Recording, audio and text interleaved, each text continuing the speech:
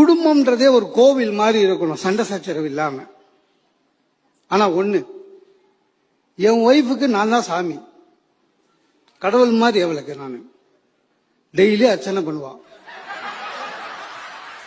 நானும் கடவுள் மாதிரி வாயே திறக்க மாட்டேன், ஒன்னும் செய்ய மாட்டேன்.